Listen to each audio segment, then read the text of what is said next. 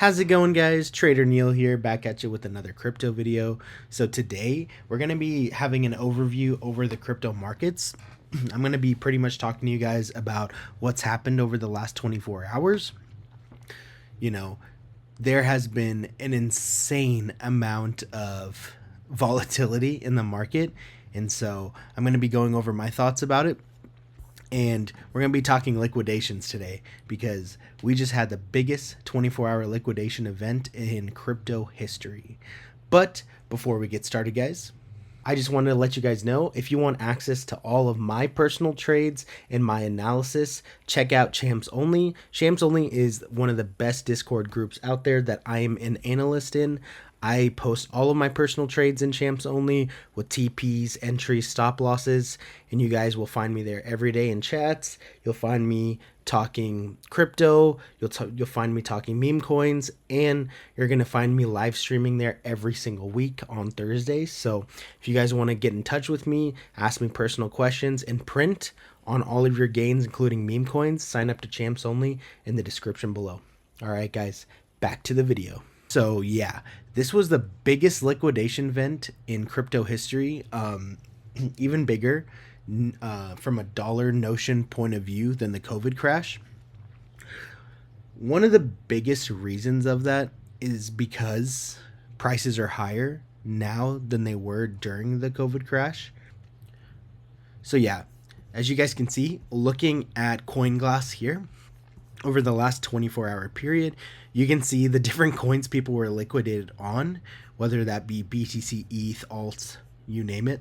But you look over here to the total liquidations over the last 24 hours, and you've got 2.12 billion amount of cash liquidated in this crypto market. Most of them to the long side, of course, because we had a big move down, especially on Ethereum. So as you guys can see, looking at the heat map, Ethereum had the biggest amount of liquidations on the chart across the board. So we're going to be taking a look at Ethereum today, and I'm going to be telling you guys why Ethereum has, let's say, taken the biggest hit across the board, and why Ethereum traders have also taken quite a big hit over the last 24 hours. Also, one thing I thought you guys might find interesting is that Mr. Ben Zhao of Bybit actually tweeted today that even though CoinGlass and other, let's say, like crypto analytics firms are reporting it to be a $2 billion liquidation event, Ben has mentioned here that he thinks it should be around $8 to $10 billion. Just on Bybit, the liquidation alone was $2.1 billion, guys. It's pretty insane. And if you look at all the exchange liquidations over the past 24-hour period, you can see on CoinGlass it says 2.29 billion. And the reason why you're not seeing necessarily everything is because they limit liquidation data as a whole. And so it's pretty insane that if this number is really close to 8 to 10 billion, then a lot of money has just been annihilated out of the crypto market, guys. So let's take a look at the charts after that note. Pretty damn insane to think about this all happening whenever Bitcoin here, guys, is still within this range. Bitcoin has just tapped $100,000 again on the chart. Honestly, it's pretty insane to see Bitcoin have this sign of strength while altcoins are really getting decimated. As you can see here on BTC, guys, as a whole, this chart is peachy clean. There's nothing that has me being like, okay, Bitcoin is breaking out of this range, it's heading to the downside, and we are heading to a bear market. On the contrary, looking at Bitcoin here, I actually gave this long in Champs Only and in Unity Academy last Wednesday before FOMC, and it finally hit overnight. So everyone printed with me this morning on here. Pretty insane to see how Bitcoin just came down, tapped that value area low of this range, and got a great bounce to the upside. It's a great reaction here, guys. That's exactly what you want to see. You know, Bitcoin came up here, put in a higher high, you know, on a 4-hour closing basis. And here on the chart, I mean, it's really not looking too bad, guys. if you even look at it from this point of view, BTC, you could now argue that you have a bit of a, let's say like a downwards demand line here. So I will say if Bitcoin comes down for another swipe, I would be interested in another long around these lows, because I do think you get a pretty good move off of this demand line here. But, you know, here on BTC, guys, this is the reaction you want to see at range lows. And so far, this is not looking too bad at all. Do I think Bitcoin could reject from here? As you guys can see, look left on this chart. You got rejections here at 100K, here at 100K, here at 100K. And pretty much, if you can't get above this support resistance zone, you probably reject from here on BTC. But could that be just a rejection before another higher low? Of course. So looking at the chart here, it really does not look bad on Bitcoin, and higher prices, if we flip this zone, would not surprise me. Excuse me, guys. So my thoughts here on BTC are, this is just a range bound asset right now. If you get another swipe to the downside, I'd be looking to bid range lows once again. If you continue up from here, then I'd be looking for potential rejection at the value area low. But at the moment, BTC pretty self-explanatory, guys. Range lows, highs, mid-range POC here that we currently close the 4 hour above, so not looking too bad. All right, so now let's look at the interesting story of the day, and that is Ethereum here. So Ethereum, guys, has just come down overnight and put in, since daily open, a 27% move to the downside. And this happened, if I go to the hourly chart, immediately after you opened on the new day here on Ethereum. You literally saw the next couple hourly candles put in that 26% move. And now you're just getting a bounce back to the upside. However, if you traded this bounce back to the upside, guys, you have a 30% move from low to high now. So the volatility on Ethereum right now, absolutely insane. And remember how we mentioned here on the liquidation heat map, what coin has the most liquidations? Well, Ethereum having 600 million liquidations over Bitcoin, this is pretty much why. It's because you came down, tapped these August 2024 lows, and put in a 30% down move and then a 30% up move within just a couple hours. So that's pretty insane, guys. Overall, on Ethereum, the question is what do you do from here? Is Ethereum top for the cycle? Is this going to be all she wrote on Ethereum? Personally, I've got a couple thoughts here. So if you guys look at Ethereum in terms of a range, you've got range lows that just got hit. So we can go ahead and title these range lows. And let's go ahead and title these highs at 4,100 as range highs. So you now have range highs, range lows. And if I take a fib pool and I put that mid on there, you now have a midpoint of your range as well. So you've got a midpoint of this range, you've got range highs, range lows, and I would reckon I would very much like to place a, let's say, support resistance level about here at 2764, and I'm going to call that summer range highs. Because this down here, guys, this accumulation zone before it impulse up in November on Ethereum, this was your summer range right here. And so right now Ethereum is in a interesting position because this wick to the downside pretty much encapsulated the entire summer range here. Lower time frames here in ETH haven't tapped those summer range highs just yet. But here's my thing, guys. I personally have trouble being bullish on Ethereum if the daily closes under the summer range high here. I would very much want to see ETH close at least back above 2760 if I were to see Ethereum try for another move to the upside. Yes, this wick is going to create quite a big imbalance that probably gets filled at some point, whether that be sooner rather than later. However, the issue that I have with Ethereum because of this move down is now on ETH, you do not want to see support turned into resistance here at 2767. So if the daily closes under that level on ETH, I would not be surprised to see Ethereum do something like this, where it fills out the bottom of the zone, gets another bounce, maybe accumulates some more, and then reclaims it at a later date. Scenario like this would not surprise me. And so the hope bulls have is that you can reclaim 2760 as soon as possible on ETH and leave this wick here before higher. That would be the most ideal thing. And really, guys, until you get back above this last daily low here on ETH, this structure on the chart, it's unfortunately not looking too great.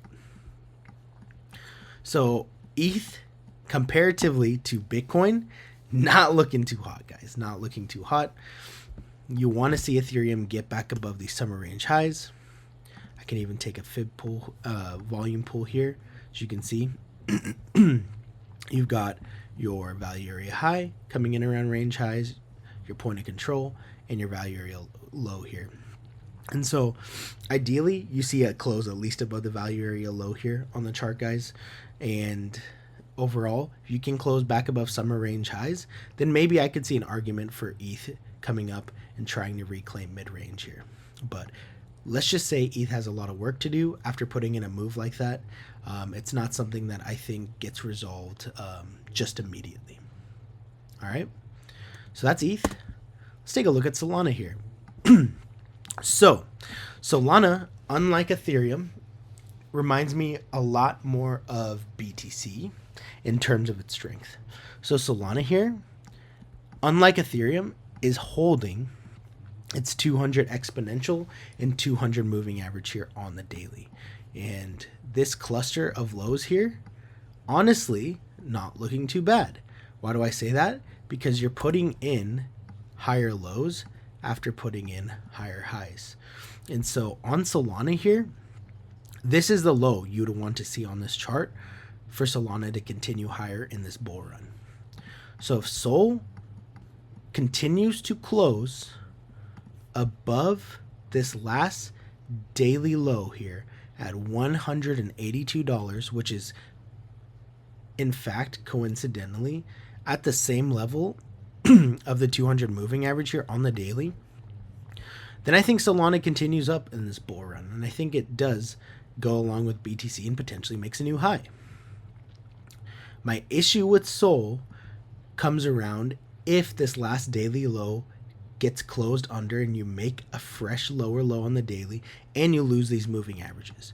Because if that happens on Sol, I believe you see Sol then come down much lower. When I say much lower, these levels here, 143 and 126.9. Both of these levels are your previous value area, your point of control, and your value area low. And it's just, unfortunately, your next area of interest if 179 is lost. You play it level by level, guys. If you lose one support level, you got to be looking for the next one. And for me, you really wouldn't be seeing much support till these levels. And I wouldn't be a buyer on Sol until at least 127 personally. However, is that something I'm currently worried about? No, I am not. And looking at the Sol chart here on the 4 hour, I see a really good sign of strength here. Sol coming to support and getting a good bounce. Now, is this a place where I would be personally looking to, let's say, take a fresh Sol long? It would not be.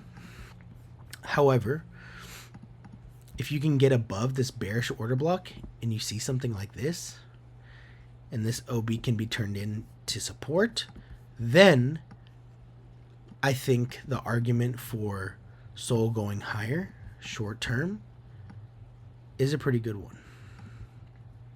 But overall, you would really want to see something like this, a higher high, reclaim, and then maybe you see all-time highs after that. Just my thoughts on Solana here, guys, on the higher time frame charts. Overall, Solana still looks good, especially compared to something like ETH. And if you guys picked up some SOL at 179, congrats, because you should be up nicely.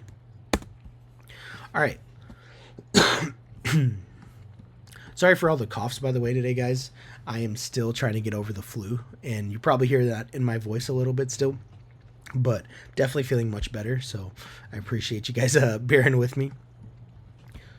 So, let's talk about Hyperliquid really quick. So, Hype is still one of the strongest coins in the market thus far, guys. I won't spend a whole lot of time on this one because I did a whole Hyperliquid video over the weekend. If you guys want to see that, it is the newest video on my channel. I'll put the link in the description. But Hyperliquid here, guys, looking quite good. Trend is still holding here on Hype on the 12-hour, guys, and on higher time frames too, if you want to look at it that way. If you go to the 4-hour, as you can see, lower time frame trend still holding. Never closed a 4-hour lower low here. As you can see, these lows here were Monday, January 27th, still holding, and Hyperliquid looking to put in another high on the 4-hour. So at the moment, not getting overly bearish on Hyperliquid. Is this a place where I'd be taking a fresh long? No, you got a 4-hour bearish OB coming up here. And so what I'd be doing is just simply playing the range until broken, and then hopefully you just see a grind up over time. But right now, Hyperliquid's still one of the strongest coins in the market, guys, and I have no other reason to think so, to think differently. All right, guys, I wanted to show you guys my thoughts on Ando here. Ando put in a pretty insane wick last night. So from daily, let's say from the open to the low, you had a 28% move on Ando, and from that low to current price, Ando has gone up 58% in literally less than 12 hours.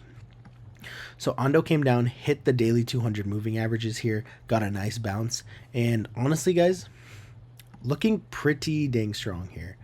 As long as Ando is closing above those daily moving averages here, guys, and you've got the SFP here from 1.08, that's probably going to confirm. I would be very surprised to see Ando, within the next 5-6 hours come down and try to close under there. I think Ando probably puts in another move up here. I think the liquidity grab is successful. As long as Ondo's closing above these higher time frame moving averages, I would not be surprised to see this go higher. And the way that, for me, I'd be confirmed to see this thing go higher is if you flip 1.56 on the daily. You see that, I would not be surprised to see Ondo head to all-time highs again. All right, next coin, ENA here. So ENA came down, perfectly hit this daily level here at 0.48 on that wick last night. Came down, retested the top side of this accumulation range from the summer. And right now, what I will say on ENA, guys, is while I do like the reaction seen at that level on that wick down last night, it's hard to be macro bullish on ENA at the moment until I see this level at 0.652 get reclaimed on the daily. So yesterday's daily closed under that 0.657 level, which I didn't like, guys. And so reclaiming that would make me think, okay, ENA probably going to be bullish short term. It's probably going to reclaim that level and then continue higher and fill out the top side of this range. However, if ENA doesn't confirm the daily flip here at 6.5, this is probably just going to be a bearish backtest of this level, and I wouldn't be surprised to see this come down at least for another test of the support, and then maybe we could talk after some divergences formed for this to reclaim later. Honestly, this scenario right here, it would not surprise me a whole lot, guys. I think, for a case of a lot of these altcoins, you had huge wicks to the downside overnight. But the issue is now that you've got those wicks formed and you've got rebounds, are you going to reclaim some key supports like here on ENA at 6.5, or are you just going to roll over and then retest last night's wicks before higher? That is another potential scenario here. So I would just be very cautious trying to take like fresh trades and especially fresh longs at current prices on some of these alts. But yeah, another move down to fill out this wick and let's say retest the support zone would have my interest on ENA for potential long. All right, let's talk about Sui, guys. So Sui, a coin that, you know, let's just say has been one of the strongest coins throughout this entire bull market. Last night came down, filled this long idea I had at 3.08, got a really fantastic bounce here, hit the daily 200 moving averages here and never closed below them. So this is the kind of liquidity grab I love to see. And at the moment on Sui, you know, do I think that this is potentially topped? Here's my thoughts here on Sui as a whole.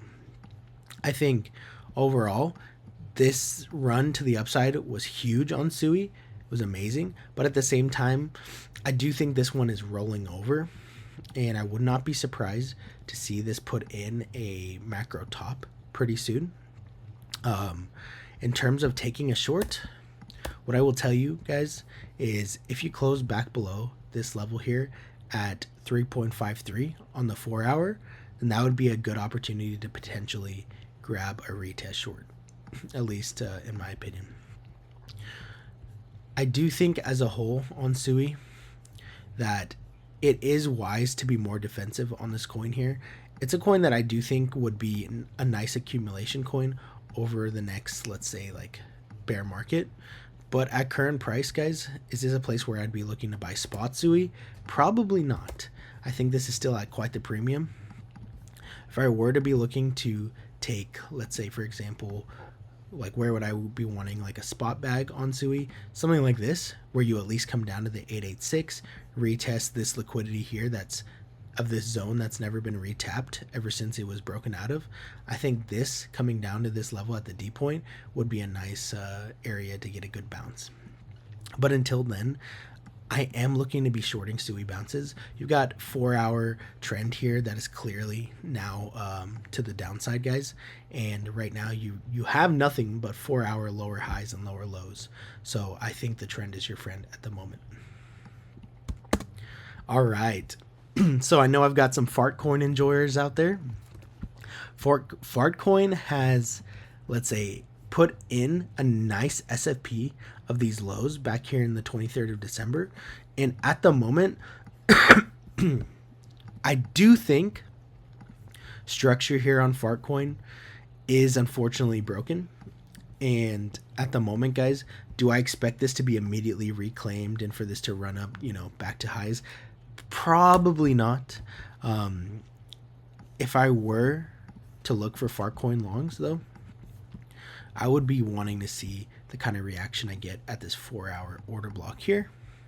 If I take a fib pull from this low to current high, lines up really well with your mid-range fib as well. So that would be an area where I would be looking to see like, okay, FARTCOIN potentially rejecting from this demand line turn supply line. Let's see, it comes down, and if you get a reaction here, then maybe you get the reclaim later. But is this a place where I'd be looking to chase FARTCOIN to try to see if I can grab another couple percent moves higher before it rejects? No, personally not. If you look from wick low to current price, guys, you had a 77% move on FARTCOIN overnight. I would say that's pretty insane, and you don't want to get too greedy after you get such a crazy move like that. So be very mindful. But yeah, a move down before a potential bullish reclaim later would be something I'm a lot more interested in. All right.